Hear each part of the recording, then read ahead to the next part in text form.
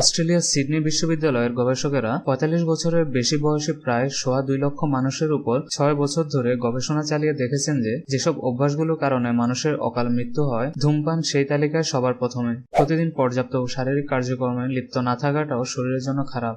এজন্য গবেষক এবং চিকিৎসকেরা নিয়মিত হাঁটাহাঁটি করা, শারীরিক পরিশ্রম হয় এমন কোনো কাজে নিজেকে নিয়োজিত রাখার পরামর্শ দিয়েছেন।